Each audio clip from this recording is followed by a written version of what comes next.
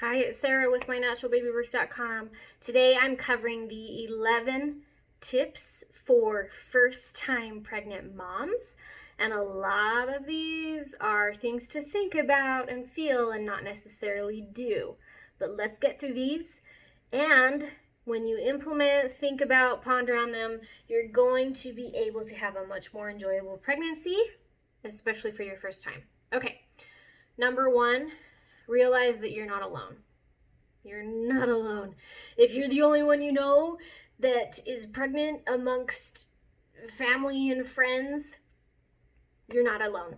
There are millions of women in the same shoes as you, going through the same things, having the same feelings. Feel free to join our Facebook group to connect with other moms in the same place, because we do not want you to feel alone. We're here for you. I'm here for you.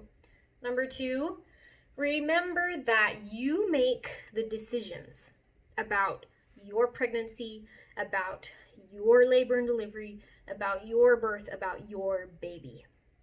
You have the final say. No matter what relatives, mothers, spouses, significant others, doctors, nurses, no matter what they pressure you to do or try to convince you to do, you have the final say. You absolutely can own that, make the decisions for yourself and your baby. So take pride in that, have strength. If you need some courage, I'm here to help you with that.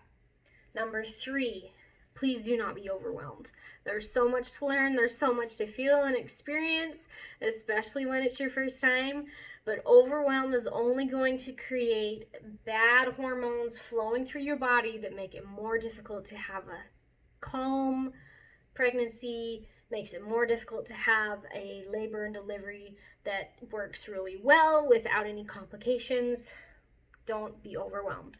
Do what you need to do to stay calm, de-stress, take care of yourself, which we'll get to in a moment. Number four is allow your body to change. One day you're going to look in the mirror and there's this bump, or you have these wrinkles or these rashes or all this extra weight, your clothes don't fit and things hurt. and sometimes you want to fight it. Sometimes you want to, no, I still want to wear my favorite jeans forever. Allow your body to change, because when you do, you can let that belly stick out and not care if someone thinks, oh, is she bloated or pregnant? And you can just relax and not care about previous diets or how you feel about your body. It's doing exactly what it needs to do. It's holding on to all the nutrients that it needs to in order to take care of your baby during your pregnancy and afterwards when you start making milk. Just allow your body to change. Don't worry about your size. Don't worry about your weight. Just love what it's doing for you and what it is able to do. Bumped my thing. Number five, remember that you're going to be okay. You're going to be okay. If you are alone in this, if you feel lost or confused or freaked out about how is this thing inside of me going to get out, you're going to be okay.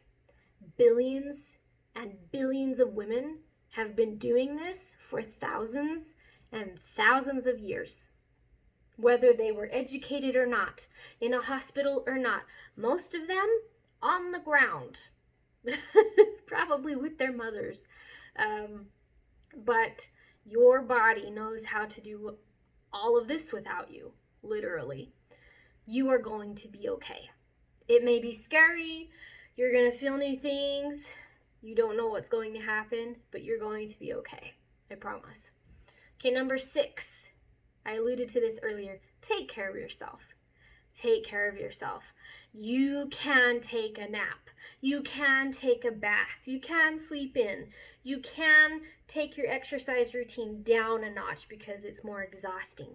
You can eat healthy still amongst all of the cravings.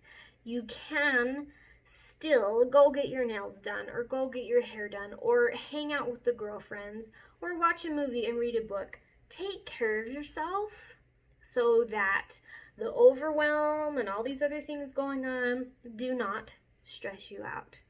Take care of your body so it can support your baby. That means eating well, exercising in a safe way. There's 5 exercises I recommend that will guarantee to decrease your labor and delivery and reduce the pain that you have. I virtually eliminated my back pain in my second and third pregnancies because of a simple exercise. I'll link to all of this below. But take care of yourself. It's so worth it, especially when you want to sit on the couch and not do anything because you're hurt, you're uncomfortable, you're hot, and just, oh, I get it. But I promise if you still take care of yourself in a way that is soothing and preparatory for your birth, it benefits all around and you will not regret it. Okay, number 7, educate yourself about what's happening in your body, what's going to happen during your labor and delivery, and how you're going to take care of the baby. You don't have to be an expert. You don't have to consume everything out there that exists on this topic because you won't be able to get to all of it. I haven't. Do not worry about every single risk or scenario or what if that can happen. Now, if you do have a certain health condition or a family inherited trait that you need to watch out for, absolutely educate yourself on that. Talk with your doctor, ask questions. Don't be afraid to know more than you do. When you are knowledgeable about what's going to happen and what you can do to have the experience that you want in order to set you and your baby up for a lifetime of better health, absolutely do it. There's so many moms that think, oh, I'll try it this way and see what works. I don't know if I'm not sure. And when I hear that, I absolutely know, oh, that mom's not going to end up having the experience she wants because she's leaving it up to chance. Be open to the uncertainty that you can't control everything, but also arm yourself with peace by learning about what's going to happen. I can link to my childbirth training program class that you can take that I teach everything that I did, everything that I have done with my pregnancies and my births and taking care of my babies afterwards so that I could have an enjoyable, calm, almost pain-free, blissful experience that's relaxing and it's so worth it. It's so worth it. I'll link to that as well. Okay, number 8, exercise. I know I've touched on this about taking care of yourself, but exercise is so good for you when done in the right way. You can eliminate your back pain. You can increase all of the strength in your core muscles around your stomach and your butt and your pelvis so that you don't have the strain and you don't have the issues that so many moms deal with simply because their muscles are weak. When you strengthen yourself and get in a healthy level of cardio, it benefits the baby too. It benefits so much. My third birth, my labor and delivery was only 2.5 hours, and I know it is because of the exercise routine that I maintained through my whole pregnancy. And I didn't have any pain. I didn't have any complications. I felt strong. I felt good. It was calm and powerful at the same time, and I don't regret it. I promise. Your doctor is going to tell you a healthy level of exercise is fantastic. Okay, number 9, take your prenatal vitamins. Absolutely, of course.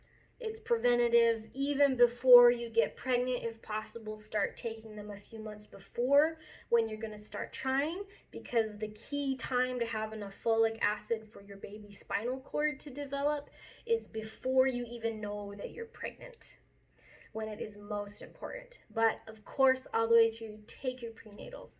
Number 10, don't delay visiting your doctor, because they can see things even when your baby is super tiny that may help if if there's something that you or your doctor needs to know that you can help prevent issues farther along, it starts early. When you go and get your first ultrasound and you have your first initial blood work done and tests done that you can have if you so desire. I don't recommend delaying to see your doctor until the very end, because you may have been able to prevent something that now you can't because you waited too long.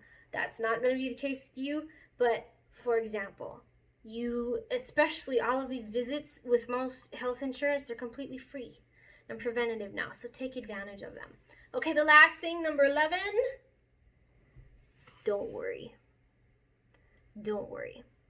It does you no good to read or hear about these horror stories of births from mothers that had horrible experiences, and they're like, oh, that's not bad. You should hear this. This is what happened to me. You need to be aware because it's horrible.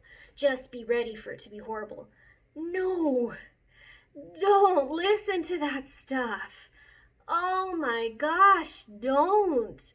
Because I promise you, there are experiences from moms like me that I'm happy to share that will empower you and help you see that there is nothing to worry about, and not every experience is horrible, and you can have a fantastic time being pregnant, having a baby, giving birth, and everything that comes with that, because you have empowered yourself to do so. So those are the 11 tips that I have for a first-time pregnant mom. Let me know if you have questions. I'll link to everything that I mentioned here below. If you want to start educating yourself and digging into everything that I recommend you do to have that birth you desire, to decrease your pain, to fight the 3 enemies of your birth in a natural, healthy way so that you can reduce your risk of complications, go ahead and check out my natural birthing course. Go to mynaturalbabybirth.com/course and I'll link to it below. Check that out. I've had many moms go through it that have, even first-time moms that have had great experiences, and I'm so glad for them, because we need to be talking about these things more. And if you don't want to have a natural birth at all, that's absolutely okay. Everything I teach in there is going to benefit every single pregnant mother. Okay? Love y'all. See you in the next video. Bye.